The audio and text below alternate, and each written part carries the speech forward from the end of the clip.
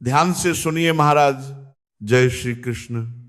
माघ मास शुक्ल पक्ष की पावन एकादशी की आप सभी को हृदय से शुभकामनाएं। ये केवल एक तिथि नहीं है, ये मनुष्य के जीवन को भीतर से शुद्ध करने वाली, विजय और कल्याण का मार्ग खोलने वाली दिव्य अवस्था है। शास्त्रों में कहा गया है कि माघ मास स्वयं में ही अत्यंत पुण्यदायी है, और जब उसी माघ मास में शुक्ल पक्ष की एकादशी आती है तब उसका प्रभाव कई गुना बढ़ जाता है। इस एकादशी का नाम है जया एकादशी। महाराज, जया अर्थात विजय देने वाली। जो व्यक्ति श्रद्धा, नियम और संयम से इस एकादशी का व्रत करता है, उसके जीवन में चल रही बाधाएं, भय, पराजय और मानसिक क्लेश धीरे धीरे शांत होने लगते हैं। शास्त्र कहते हैं कि यह एकादशी केवल बाहरी संकट नहीं हरती, बल्कि भीतर की दुर्बलता को भी समाप्त करती है। माघ शुक्ला एकादशी के दिन गंगा, यमुना या त्रिवेणी संगम में स्नान का विशेष महत्व बताया गया है। और जो घर पर स्नान करते हैं, यदि स्नान के जल में थोड़ा गंगा जल और काले तिल मिला लें तो वह स्नान भी अत्यंत पुण्यकारी माना गया है। इस दिन किया गया स्नान केवल शरीर को नहीं, मन और संस्कारों को भी शुद्ध करता है।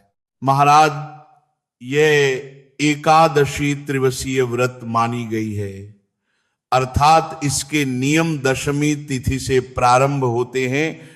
एकादशी को व्रत होता है और द्वादशी को पारण किया जाता है। दशमी तिथि के दिन एक समय का भोजन करना उत्तम बताया गया है। रात्रि में अन्न का त्याग करना चाहिए। मसूर की दाल, मांस, मदिरा, लहसुन, प्याज, शहद और चने के साग का त्याग दशमी से ही कर देना चाहिए। यही शास्त्रीय मर्यादा है।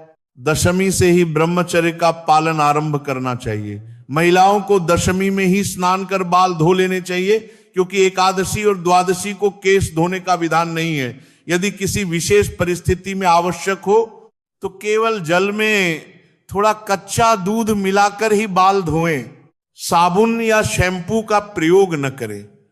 यह शास्त्रों की करुणापूर्ण व्यवस्था है। एकादशी के दिन सूर्योदय से पूर्व उठकर स्नान करें, स्वच्छ वस्त्र धारण करें और सर्वप्रथम सूर्य देव को अर्घ्य दें। महाराज, शास्त्र कहते हैं कि सूर्य को अर्घ्य दिए बिना कोई भी पूजा पूर्ण फल नहीं देती। सूर्य देव के बाद भगवान श्री हरि विष्णु का पूजन करें। पूजन में भगवान नारायण की प्रतिमा या चित्र, पीला या लाल वस्त्र, धूप, दीप, पुष्प, पंचामृत, तुलसी, रोली, मौली आदि सामग्री रखें। संकल्प अवश्य करें, क्योंकि संकल्प के बिना पूजा का फल अधूरा रहता है। संकल्प में केवल इतना भाव रखें कि हे प्रभु, इस जया एकादशी के व्रत द्वारा मेरे जीवन के संकट दूर हों और मन शुद्ध हो। पूजन के बाद जया एकादशी की कथा का श्रवण करें और विष्णु सहस्रनाम का पाठ या श्रवण अवश्य करें। यह इस व्रत की आत्मा मानी गई है।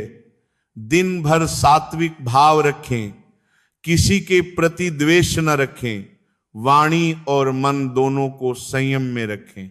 महाराज, इस एकादशी का विशेष पक्ष है पितृतर्पण।